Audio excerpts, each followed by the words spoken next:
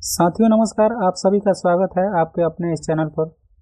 तो साथियों, मैं आप लोगों के लिए लेकर आया हूँ 20 इम्पोर्टेंट जीके जीएस का प्रश्न, जो कि आपके अनेक प्रतियोगी परीक्षा में बहुत ही उपयोगी साबित होंगे। ठीक है, जैसे कि आप अगर तैयारी करते हैं BPSC, Bihar SSC, Bihar police, BPSC teacher, दरोगा या फिर भारत का कोई भी कॉम्पिटेटिव एग्जाम या फिर बिहार का कोई भी कॉम्पिटेटिव एग्जाम, तो यह चैनल आपके लिए है दोस्तों। ठीक है, आप चैनल को सब्सक्राइब कर लीजिए और यहाँ से आपका जीके जीएस के जितने भी पोर्शन हैं वो सारे कवर करवा दिए जाएंगे, एकदम बिल्कुल सटीक और अच्छे एक्सप्लेनेशन के साथ। ठीक है दोस्तों, तो चलिए हम लोग शुरू करते हैं। आज का पहला प्रश्न 20 प्रश्न है, लेकिन इसके साथ मैं आपको एक्स्ट्रा फैक्ट भी बताता चलूँगा। ठीक है, तो इससे आपका 20 तो सिर्फ क्वेश्चन है, साथ में फैक्ट के साथ अगर देखेंगे तो लगभग 100 प्रश्न मैं यहाँ से आपको कवर करवा दूंगा। ठीक है, अगर आप पेन पेपर लेकर बैठेंगे तो ज़्यादा बेटर होगा दोस्तों। चलिए चलते हैं हम लोग अपने पहले नंबर प्रश्न की ओर। हमारा पहला सवाल है, भारत की संविधान सभा के अस्थायी अध्यक्ष कौन थे? डॉक्टर राजेंद्र प्रसाद थे, पंडित नेहरू थे, अंबेडकर जी थे या फिर सरदार वल्लभ भाई पटेल थे? तो साथियों, आप सभी जानते होंगे कि इसके जो अस्थायी अध्यक्ष थे वो थे डॉक्टर राजेंद्र प्रसाद। डॉक्टर राजेंद्र प्रसाद से पहले जो अस्थायी अध्यक्ष थे उनका नाम क्या था? अस्थायी अध्यक्ष जो थे उनका नाम था सच्चिदानंद सिन्हा। ठीक है, वो कौन थे? तो सच्चिदानंद सिन्हा जी थे। ठीक है, सच्चिदानंद सिन्हा। ठीक है, संविधान सभा का जो अस्थायी अध्यक्ष का चुनाव हुआ था वो हुआ था 11 दिसंबर को। ठीक है, 11 दिसंबर। ठीक है, 11 दिसंबर 1946 माने 46 को। ठीक है, ये अस्थायी अध्यक्ष। अस्थायी अध्यक्ष अगर आपको सच्चिदानंद सिन्हा को बने थे तो मात्र 2 दिन पहले, यानी कि 9 दिसंबर को। ठीक है, 9 दिसंबर 1946 को सच्चिदानंद सिन्हा जी बने थे। ठीक है, और जो प्रस्तावना को पेश किया गया था संविधान सभा में, प्रस्तावना को पेश, यहाँ से क्वेश्चन आता है कि प्रस्तावना को इन्होंने पेश किया था। तो प्रस्तावना को पेश किए थे वो थे पंडित जवाहरलाल नेहरू। ठीक है, और ये कितने थे? इसके 2 दिन बाद 23 दिसंबर को। ठीक है, 23 दिसंबर 46।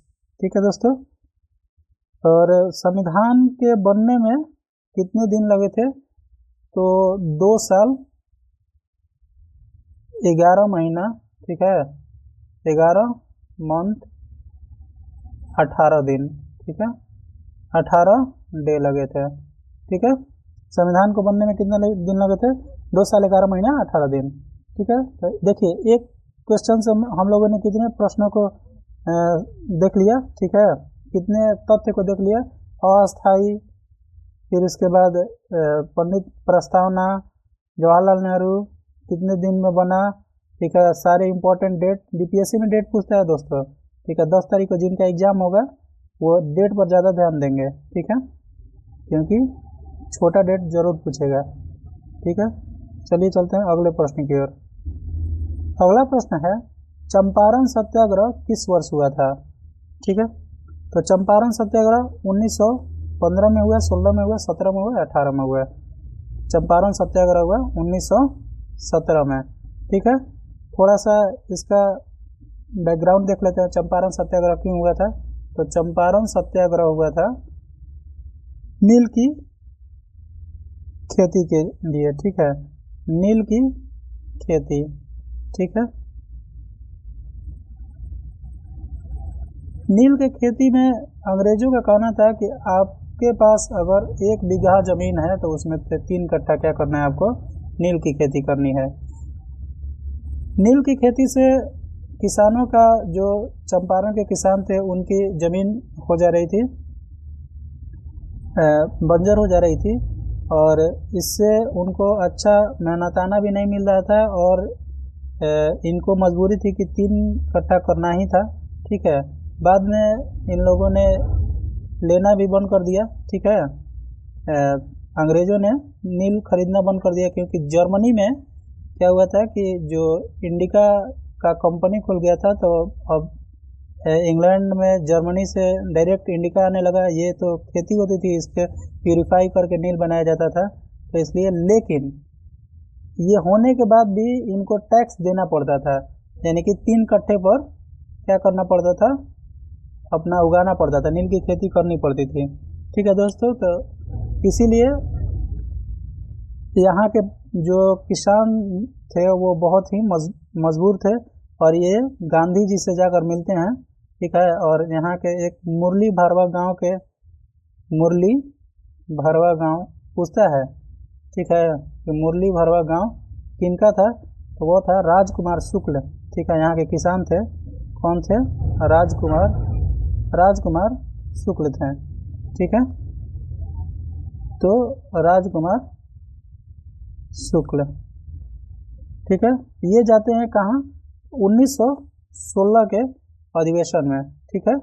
1916 के अधिवेशन में जाते हैं, तो यहाँ पर कोई इनसे मैंने कहता है कि आप जाइए गांधी जी से मिलिए, और गांधी जी आपके समस्या का समाधान करेंगे, ठीक है दोस्तों। तो इसके प्रमुख जो किसान नेता थे वो थे राजकुमार शुक्ल, ठीक है। और गांधी का यह पहला, ठीक है, राष्ट्रीय स्तर की जो पहचान मिली गांधी को यहीं से मिली है, ठीक है। और बिहार ने ही गांधी को गांधी बनाया, जो कि आंधी लेकर आया बाद में, ठीक है दोस्तों, और देश का प्रारूप बदल दिया, ठीक है। तो चलिए चलते हैं अगले प्रश्न की ओर। अगला प्रश्न है, प्लासी का युद्ध कब हुआ, 1757, 1761, 1857 या फिर 1764, ठीक है।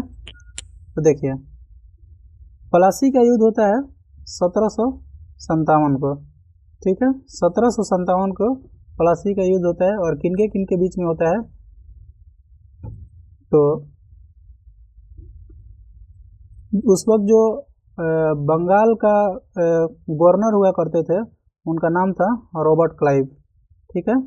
क्या नाम था उसका, रॉबर्ट क्लाइव, ठीक है। एक्चुअल संस्थापक कहा जाता है, मतलब विदेश जो इंग्लैंड का जो एक्चुअल संस्थापक है, उनको रॉबर्ट क्लाइव को ही कहा जाता है, रॉबर्ट क्लाइव और सिराजुद्दौला, ठीक है।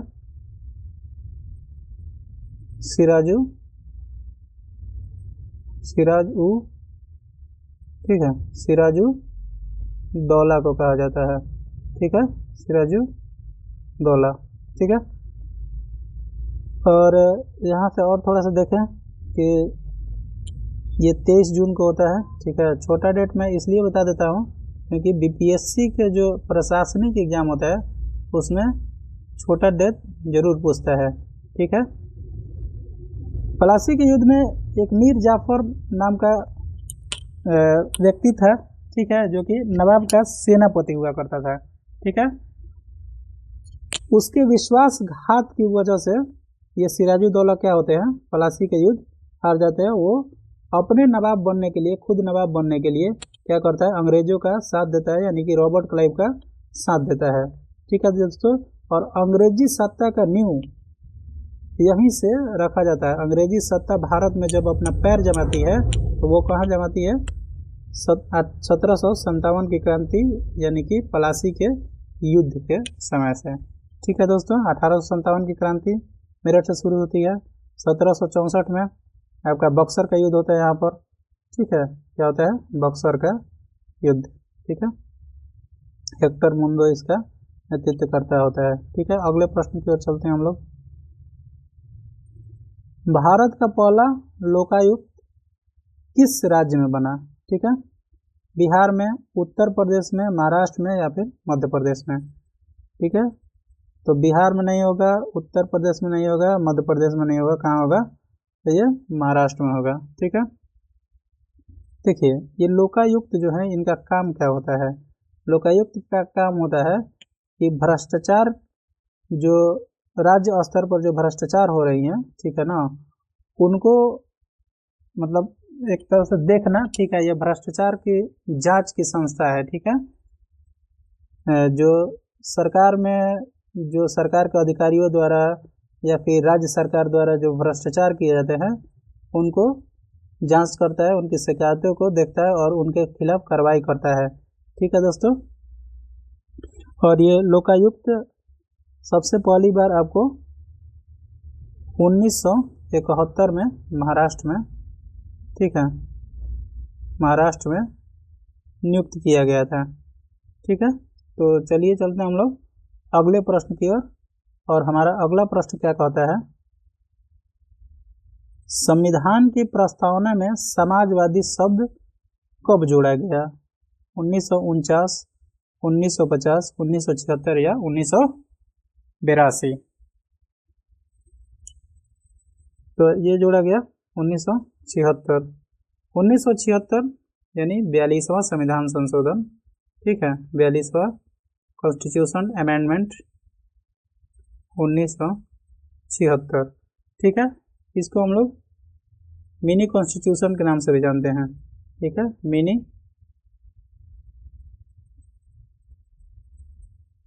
मिनी कॉन्स्टिट्यूशन के नाम से भी क्या करते हैं, जानते हैं। यहाँ पर 3 शब्द जोड़ा गया, ठीक है। पहला शब्द है समाजवादी, ठीक है, समाजवादी, पंथ निरपेक्ष या धर्म निरपेक्ष, ठीक है, पंथ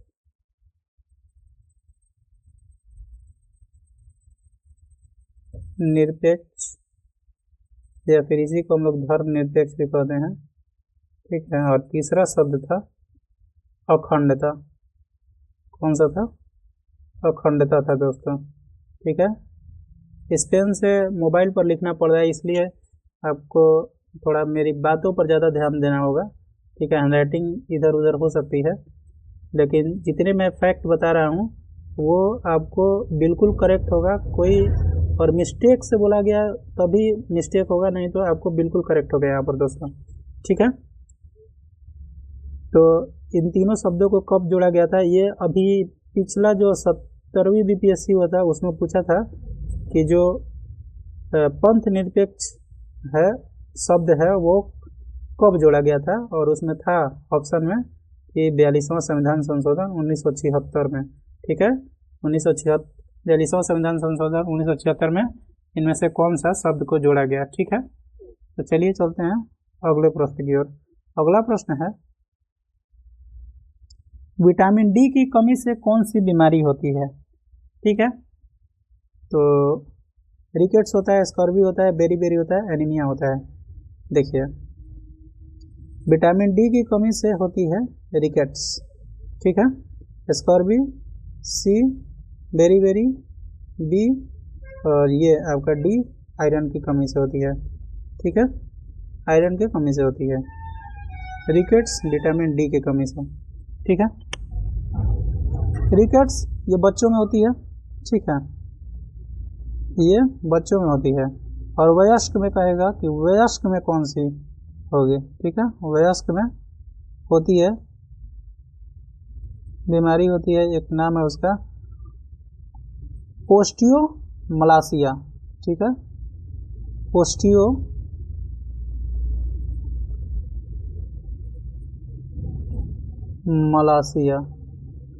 क्या नाम है उसका? देखिए यहाँ नहीं आएगा, ओस्टियोमलासिया नाम की बीमारी होती है, ठीक है। वीडियो अच्छा लग रहा हो तो आप लोग लाइक सब्सक्राइब कर दीजिएगा और दोस्तों के पास ज़रूर शेयर कीजिएगा, क्योंकि यहाँ से आपको बहुत ज़्यादा फ़ायदा होगा दोस्तों, ठीक है। तो अकेले नहीं पढ़ना है, दोस्तों के पास शेयर भी करना है, ठीक है। चलिए चलते हैं अगले प्रश्न की ओर। और अगला प्रश्न है, बिहार का शेरशाह मकबरा कहाँ स्थित है? जो बिहार के बच्चे होंगे उनको बिल्कुल मतलब आसानी से पता होगा कि कहाँ है, गया है, पटना है, आरा है या फिर सासाराम है। सासाराम रोहतास जिला, ठीक है, कहाँ? रोहतास जिला में एक सासाराम जगह पड़ता है, ठीक है। और इनका मकबरा वहीं पर है। और आप जानते होंगे कि ये मकबरा जो बनाया गया था वो खुद वो खुद शेरशाह सूरी के द्वारा ही बनाया गया था। ठीक है, शेरशाह के द्वारा बनाया गया था। ठीक है, मतलब ये जब मतलब जीवित थे उसी वक्त इन्होंने मकबरा बना दिया था कि अगर मैं बाय द वे बाद में मतलब मरूंगा ही, ठीक है, जब भी मरूंगा उसको मुझे यहीं पर आपको क्या करना है, दफनाना है। ठीक है, अपने घर वालों को बोले होंगे। और इसका स्थापना कब हुआ था, तो 1545 में ही स्थापना हुई थी। इनकी मृत्यु भी लगभग उसी साल हुआ था। ठीक है, मृत्यु भी इनका 1545 में कालिंजर के युद्ध के दौरान ये तोप का परीक्षण कर रहे थे। ठीक है, उसी वक्त इनकी मृत्यु हो गई थी तोप के फटने की वजह से। ठीक है दोस्तों, तो याद रखिएगा, तोप फटने की वजह से इनका मृत्यु हुआ, तो तोप फटने की वजह से मृत्यु होता है शेरशाह सूरी का। ठीक है, कहाँ होता है, तो कालिंजर। ठीक है, कालिंजर युद्ध के दौरान तोप का परीक्षण कर रहे थे। जब इंसान को जाना होता है ना, तो कैसे भी चला जाता है। ठीक है, तो इनको क्या जरूरत है तोप का परीक्षण करने के लिए, कोई था दूसरे को दे देते, तो खुद से गए थे तोप का परीक्षण करने, तो फट गया, चले गए बिना, कहते हैं ना हम लोग भोजपुरी में, बिना खदी बदी के जान चला गया। ठीक है, अगला, भारत छोड़ो आंदोलन कब शुरू हुआ, तो भारत छोड़ो आंदोलन 1935 में हुआ, 1940 में हुआ, 1942 में हुआ, या फिर 1946 में हुआ, 1942 में हुआ। ठीक है, डेट होता है 8 अगस्त 1942। ठीक है, कहाँ से शुरू हुआ, तो एक जगह है ग्वालियर टैंक। ठीक है, ग्वालियर टैंक मैदान। ठीक है, ग्वालियर टैंक मैदान कहाँ है, बम्बई। ठीक है, यानी मुंबई आज का। ठीक है, ग्वालियर टैंक मैदान मुंबई। इसके जो प्रमुख जो नेता थे, ठीक है, वो थे अरुणा आशरफ अली। ठीक है, अब आप लोग को लग रहा होगा कि प्रमुख ये कैसे हुए, ये तो महात्मा गांधी ने शुरू किया था। ठीक है, तो आप लोग को पता होगा कि महात्मा गांधी को गिरफ्तार कर लिया गया था। ठीक है, ऑपरेशन जीरो के तहत। ठीक है, और बाद में कमान कौन संभाला, अरुणा आसफ अली, जयप्रकाश नारायण, उषा मेहता। ठीक है, उषा मेहता जो कि रेडियो से प्रचार किए। ठीक है, और महात्मा गांधी को आगा खां पैलेस में रखा गया था। ठीक है दोस्तों, आगा खां पैलेस में। फिर उसके बाद आपको नेहरू जी को कहाँ रखा गया था, तो नेहरू जी को इलाहाबाद में। नेहरू जी को कहाँ रखा गया था, तो नेहरू जी को इलाहाबाद में। ठीक है, इलाहाबाद में। राजेंद्र प्रसाद जी को राजेंद्र प्रसाद यहाँ लिख देते हैं, राजेंद्र प्रसाद। ठीक है, राजेंद्र प्रसाद। मेरे बातों पर ध्यान दीजिएगा दोस्तों। ठीक है, ये तो मैं आपको लिख रहा हूँ कि बस आपके माइंड मैपिंग हो जाए।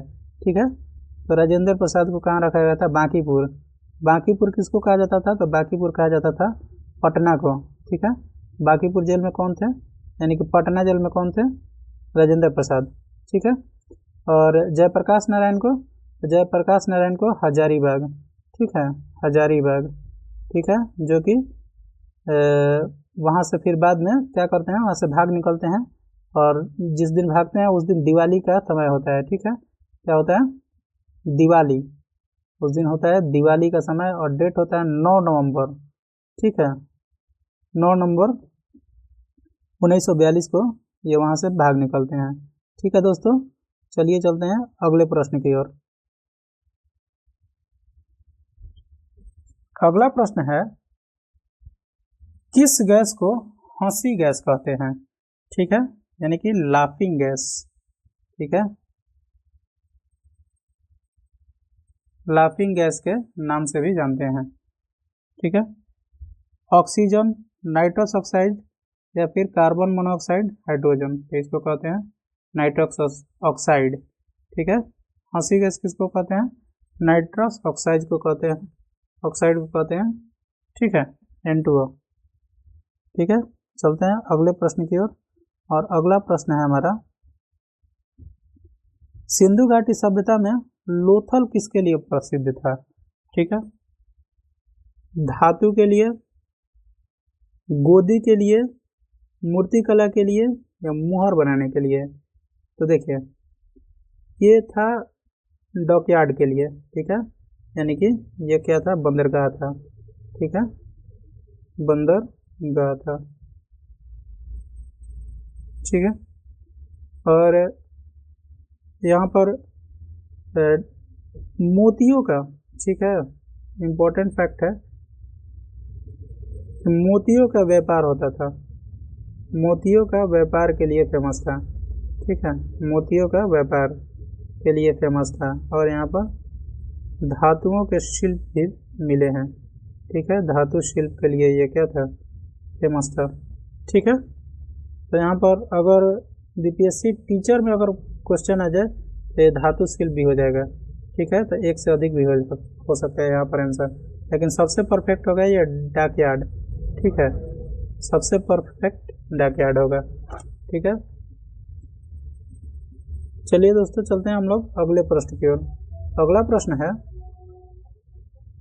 भारत के राष्ट्रपति का चुनाव कौन करता है? तो भारत के राष्ट्रपति का चुनाव कौन करता है? जनता सीधे करती है, सांसद और विधायक करते हैं, केवल सांसद करते हैं, केवल राज्यपाल करते हैं। तो अगर आप हमारी कल का वीडियो देखे होंगे तो उसमें पूरे विश्लेषण करके मैंने बताया है कि इनका चुनाव कैसे होता है और किस तरीके से होता है, प्रत्यक्ष होता है या फिर अप्रत्यक्ष होता है। ठीक है, तो सांसद और विधायक करते हैं। ठीक है, विधायक जितने भी राज्य के विधायक हैं, ठीक है, दिल्ली, पुदुचेरी, ठीक है, इनके भी जो विधानसभा के सदस्य हैं वो भी, ठीक है, और जितने भी सांसदगण हैं, ठीक है, सांसद या फिर लोकसभा के हो या फिर राज्यसभा के हो, ठीक है, वो सब लोग मिलकर क्या करते हैं? राष्ट्रपति का चुनाव में भाग लेते हैं। और ये अप्रत्यक्ष चुनाव होता है दोस्तों। ठीक है, अप्रत्यक्ष चुनाव होता है। ठीक है, चलते हैं अगले प्रश्न की ओर। अगला प्रश्न है, पंचशील समझौता भारत और किस देश के बीच हुआ था? ठीक है, पाकिस्तान के बीच हुआ, नेपाल के बीच हुआ, चीन के बीच हुआ, भूटान के बीच हुआ। तो ये हुआ था चीन के बीच। ठीक है, पंचशील समझौता किसके बीच हुआ था? तो चीन के बीच हुआ था। थोड़ा थोड़ा आप लोग को आवाज़ जा रहा होगा, ठीक है, क्योंकि मेरा जो घर है वो जस्ट रोड के बगल में है, तो कितना भी कुछ कीजिए थोड़ा थोड़ा आवाज़ चला ही जाता है। ठीक है, तो उसको थोड़ा अवॉइड करना है आपको और यहाँ पर ध्यान देना है। ठीक है, तो चलिए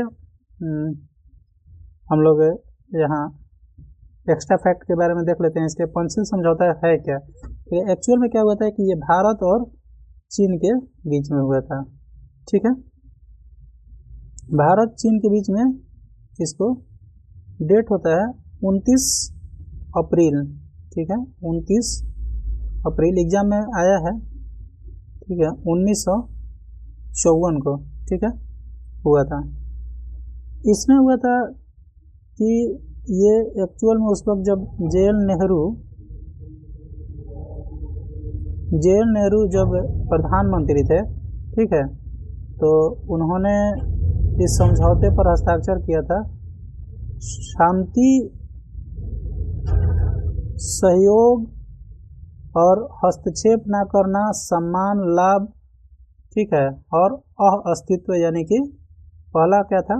पहला देखिए यहाँ पर, पहला पंचशील मतलब 5 को सिद्धांत। पहला था शांति, दूसरा था हस्तक्षेप ना करना, हस्तक्षेप ना करना, हस्तक्षेप नहीं करना। तीसरा था सहयोग करना, तीसरा था सहयोग, ठीक है, तीसरा क्या था, सहयोग। चौथा था समान लाभ, मतलब कि दोनों का क्या होगा, यहाँ पर अगर कोई बिजनेस होगा, कोई व्यापार होगी, दोनों का लाभ क्या होना चाहिए, समान लाभ होनी चाहिए, ठीक है। और पांचवा यहाँ लिख देते हैं, पांचवा था अह, पांचवा क्या था, अहम, अस्तित्व था, ठीक है। पांचवा था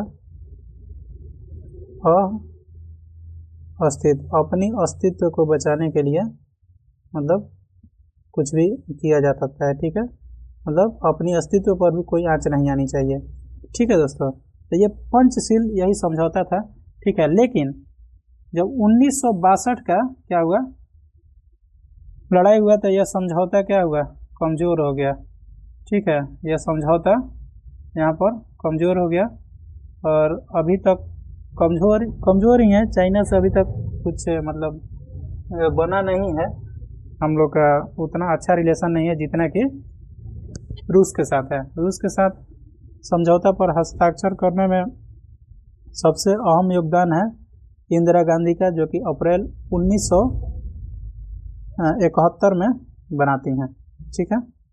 चलिए चलते हैं हम लोग अगले प्रश्न की ओर। अगला प्रश्न है कि किस गवर्नर जनरल ने अस्थायी बंदोबस्त लागू किया। तो वो गवर्नर जनरल कौन सा है जो अस्थायी बंदोबस्त लागू किया, लॉर्ड डलहौजी है, लॉर्ड वेलेजली है, लॉर्ड कॉर्नवालिस है, या फिर लॉर्ड कर्जन है, ठीक है। तो वो है आपका लॉर्ड कॉर्नवालिस, ठीक है। लॉर्ड कॉर्नवालिस अस्थायी बंदोबस्त लागू किया था 1793 में, ठीक है। इसमें बंगाल, बिहार और उड़ीसा के क्षेत्रों में, ठीक है, बंगाल, बिहार और उड़ीसा के क्षेत्रों में, ठीक है, उड़ीसा क्षेत्रों में, ठीक है। देखिए इसमें क्या कहा गया था कि जमींदार जो होंगे वो कर वसूलेंगे, ठीक है, जितने वो अपने क्षेत्र से कर वसूल के और अंग्रेजी सरकार को देंगे अस्थायी बंदोबस्त में। और इसका उद्देश्य यह था कि राजस्व को स्थिर कर दिया गया, ठीक है ना, कि राजस्व को स्थिर करने के लिए जमींदारों को कहा गया कि आप अपने क्षेत्र से क्या कीजिएगा, कर वसूलिएगा और अंग्रेजी सरकार को एक बार में क्या कीजिएगा, लिया कर दीजिएगा, ठीक है। इसका परिणाम यह हुआ कि किसान शोषित होने लगे और किसानों को बहुत मतलब दिक्कत होने लगी। इसी का एक अपडेटेड जो हुआ वो हुआ 1822 में, ठीक है। 1822 में आया महालवारी व्यवस्था, ठीक है, क्या आया, महालवारी व्यवस्था, ठीक है। ये भी कर ही वसूलना था, ठीक है, ठीक। और महालवारी व्यवस्था कौन लागू करता है, तो हाल्ट मैकालजी का नाम सुने होंगे दोस्तों, ठीक है, नहीं सुने हैं तो यहाँ सुन लीजिए, ठीक है, हाल्ट मैकेंजी, ठीक है, हाल्ट मैकेंजी। इसमें था कि यह टैक्स सभी सामूहिक रूप से देंगे और यह टैक्स सभी पर लागू होगा, चाहे आप जमींदार हों या फिर आप किसान हों, ठीक है। तो ये महालवाड़ी प्रथा था, ठीक है, महालवाड़ी व्यवस्था थी। चलिए चलते हैं हम लोग अगले प्रश्न की ओर। अगला प्रश्न क्या कहता है, ठीक है दोस्तों, वर्ण व्यवस्था का उल्लेख सबसे पहले किस वेद में मिलता है, ऋग्वेद में मिलता है, सामवेद में मिलता है, यजुर्वेद में मिलता है, अथर्ववेद में मिलता है। तो ये मिलता है ऋग्वेद में, ठीक है। वीडियो लंबी हो रही है तो अब थोड़ा कुछ कम फैक्ट को यहाँ पर डिस्कस करेंगे, बिकॉज क्योंकि वीडियो बहुत लंबी हो जाएगी तो आप लोग फिर देखिएगा नहीं, ठीक है। तो चलिए दोस्तों, फिर भी मैं 4-5 जल्दी करवा ही देता हूँ, छोड़िए 4-5 करवा देता हूँ। ऋग्वेद, देखिए 4 वेद होते हैं और यही 4 वेद होते हैं, ठीक है। और इसमें वर्ण व्यवस्था और 4 वर्ण भी होते हैं, ठीक है। 4 कौन वर्ण होते हैं आपको पता ही होगा। 4 वर्ण, पहला ब्राह्मण वर्ण, ठीक है, ब्राह्मण वर्ण, दूसरा क्षत्रिय, दूसरा आपका क्षत्रिय, तीसरा वैश्य, चौथा शूद्र, ठीक है, चौथा शूद्र। और यह जो व्यवस्था लागू हुई थी वो हुई थी कर्म के आधार पर, ठीक है, ना कि जन्म के आधार पर, ठीक है, ना कि जन्म के आधार पर नहीं, ये क्या हुई थी, कर्म के आधार पर हुई थी। लेकिन बाद में दोस्तों इसको जन्म के आधार पर ही यहाँ के पंडित पुरोहितों ने मतलब बना दिया है, ठीक है। लेकिन एक्चुअल में जब शुरुआत हुई थी वर्ण व्यवस्था, ये कर्म के आधार पर हुई थी कि जो वेद की जानकारी रखता है वो ब्राह्मण होगा, जो मतलब रक्षा करता होगा क्षत्रिय होगा, जो बिजनेस करता होगा वो शूद्र होकर वैश्य होगा, और जो सारे काम करता होगा वो शूद्र होंगे, ठीक है। लेकिन लोगों ने इसको जन्म के आधार पर बना दिया, ठीक है। चलिए चलते हैं आगे। विवादित चीज़ है, ठीक है, विवाद हो जाता है उस पर बात करने पर। चलिए, गंगा नदी का उद्गम स्थल कहाँ है? गंगोत्री, बद्रीनाथ, यमुनोत्री, केदारनाथ। तो ये है गंगोत्री, ठीक है। देखिए,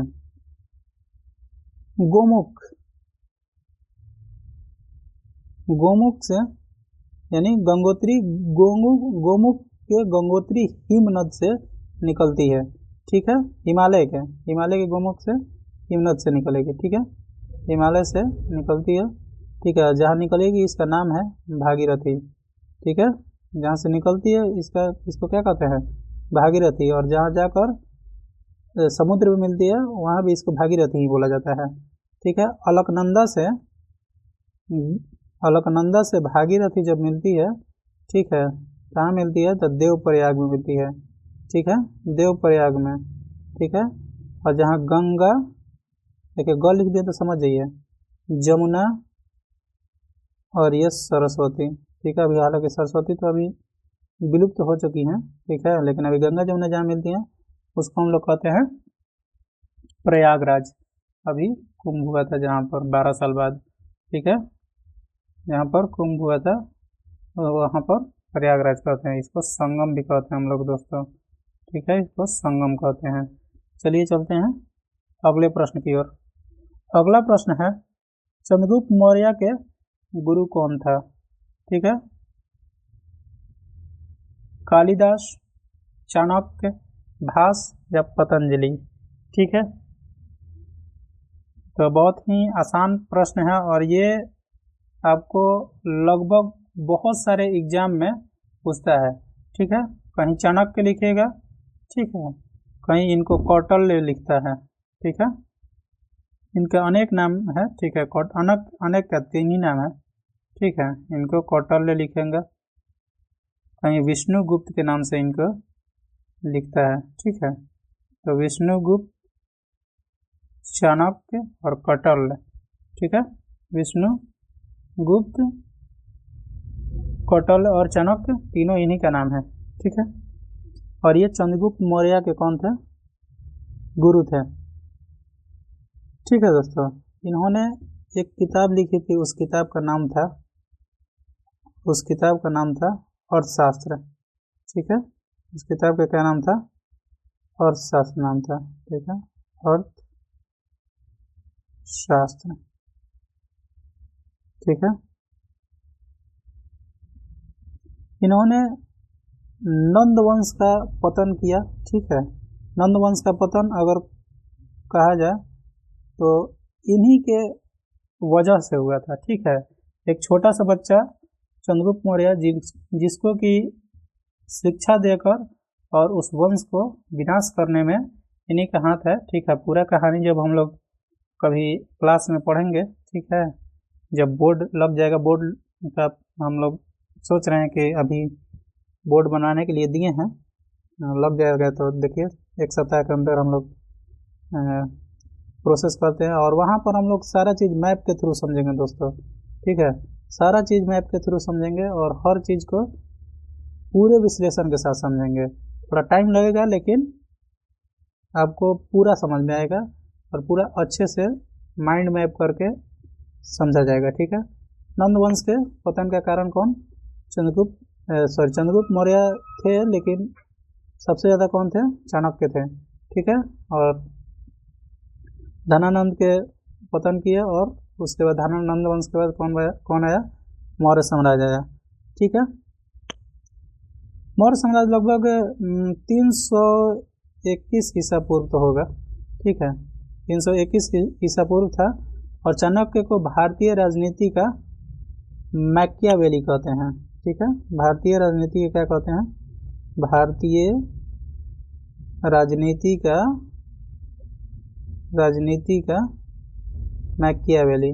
ठीक है, मैकियावेली। ठीक है।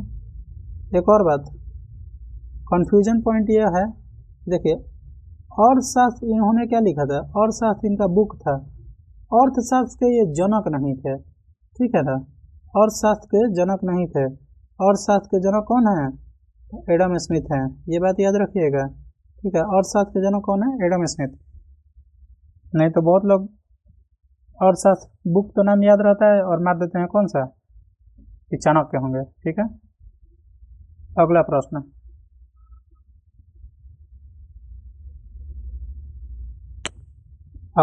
है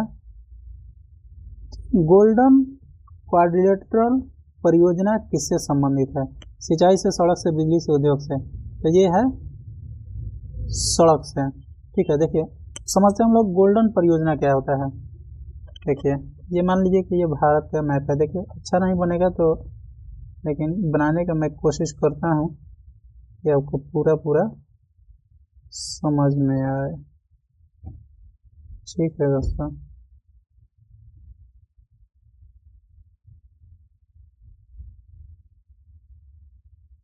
ये रहा अपना भारत का मैप।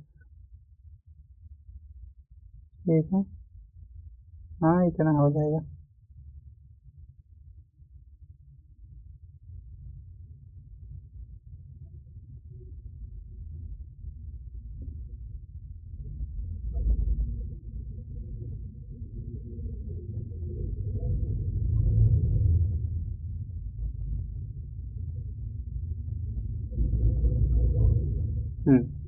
मान लीजिए ये भारत का मैप है। ठीक है, अच्छा नहीं बना है लेकिन मतलब आपको समझाने के लिए। ठीक है, सड़क से संबंधित। क्वाड्रिलेटरल का मतलब क्या होता है अभी समझ में आ जाएगा। ठीक है, देखिए दिल्ली इसमें यहाँ पर होगा लगभग। देखिए जहाँ जहाँ पॉइंट दे रहे हैं ना, यहाँ दिल्ली है। ठीक है, और कोलकाता यहाँ बंगाल है तो कोलकाता कहीं यहाँ होगा। ठीक है, मान लीजिए कि यहाँ कोलकाता है। ठीक है, और मुंबई यहाँ होगा मुंबई। ठीक है, यहाँ मुंबई होगा। और चेन्नई। ठीक है, और चेन्नई होगा यहाँ पर कहीं। नहीं, यहाँ तो आंध्रा होगा, यहाँ चेन्नई होगा। मान लीजिए यहाँ पर चेन्नई होगा। ठीक है, तमिलनाडु की राजधानी चेन्नई। ठीक है, अब देखिए इक्वालिटी, ये सड़क है एक तरह से। ठीक है, ये सड़क संबंधित है। ये इसको क्या कहते हैं? इसको कहते हैं स्वर्ण चतुर्भुज। ठीक है, इसको क्या कहते हैं? स्वर्ण चतुर्भुज कहते हैं। ठीक है, गोल्डन क्वाड्रिलेटरल कहते हैं। ठीक है दोस्तों, ये इस तरह से चतुर्भुज आकार का बना हुआ है और इसी को हम लोग कहते हैं स्वर्ण चतुर्भुज। ठीक है, चलिए चलते, समझ गए। अगले प्रश्न पर चलते हैं हम लोग दोस्तों। अगला प्रश्न है, चंपा फूल बिहार के किस जिले से संबंधित है? ठीक है, तो आप लोग एंशियंट हिस्ट्री में जाइएगा तो वहां पर एक जनपद पढ़ना है, अंग जनपद। ठीक है, अंग जनपद की राजधानी कहाँ थी? तो आपको पता है अंग जनपद की राजधानी थी चंपा। ठीक है, कहाँ थी? अंग जनपद की राजधानी थी चंपा। और चंपा वाला क्षेत्र पड़ता था वो भागलपुर के साइड पड़ता था। ठीक है, देखते हैं अगले प्रश्न की ओर चलते हैं हम लोग। अगला प्रश्न है, मुगल वंश की स्थापना किसने की थी? बाबर, अकबर, हुमायूं या फिर शाहजहां? तो ये बाबर किए थे। ठीक है, बाबर। बाबर ने जब से भारत में अपना कदम रखा तब से इसका जीवन परेशानियों में ही बीता है। ठीक है, कभी भी बेचारा परेशानी से निकल नहीं पाया। ठीक है, और भारत में आते ही इनकी मृत्यु भी हो जाती है परेशानी में ही। ठीक है, देखिए बाबर आता है 1526 में। ठीक है, 1526 में जब आता है तो यहाँ पर होता है पानीपत की लड़ाई। ठीक है, पानीपत की लड़ाई होती है। ठीक है, किसके बीच में होता है? इब्राहिम लोदी। ठीक है ना, इब्राहिम लोदी। ठीक है, आपको सारा युद्ध बता दो इनका। ठीक है, देखिए 1526 में पानीपत की लड़ाई। दूसरा 1527 खानवा का युद्ध। खानवा का युद्ध। फिर 1528 चंदेरी का युद्ध। ये सिर्फ युद्ध लड़ता था। ठीक है, जब से भारत में आया। ठीक है, लेकिन ये मुगल साम्राज्य की नींव रखे गए। ठीक है, 1529 में घाघरा का युद्ध। क्या था? घाघरा का युद्ध। और 1530 में इनकी मृत्यु हो जाती है। ठीक है, उसके बाद मुगल साम्राज्य के बाद इसके बाद हुमायूं आता है। हुमायूं के बाद अकबर के बाद जहांगीर, ये सब लोग आते हैं। सबसे अंतिम और अच्छा मतलब अंतिम मुगल साम्राज्य है तो वृद्धरथ है। ठीक है, ये भी आपके एग्जाम में बीपीएससी में आया हुआ है। तो अंतिम मुगल साम्राज्य का शासक कौन था? तो वृद्धरथ था। ठीक है, तो भारत में जब ये बाबर आया तो ठीक है तोप लेकर आया था। ठीक है, इसी वजह से ये जो इतने आपको युद्ध बताएं इसमें एक भी युद्ध हारा नहीं था। क्यों नहीं हारा था? क्योंकि इसके पास न्यू टेक्नोलॉजी थी। अब जब भी कोई न्यू टेक्नोलॉजी लेकर आता है तो उसको समझने में टाइम लगता ही है। जैसे कि अभी सोशल मीडिया। ठीक है, तो जिस पार्टी का सोशल मीडिया पर ज़्यादा पकड़ है वो पार्टी आज सरकार में है, देख लीजिएगा। ठीक है, चलिए चलते हैं हम लोग आगे। संविधान सभा की पहली बैठक कब हुई थी? तो प्रश्न नंबर पहला ही बताए थे हम कि संविधान सभा की पहली बैठक 9 दिसंबर 1946 को, और इसके अध्यक्ष थे पहली बैठक के कौन? सचिदानंद सिन्हा।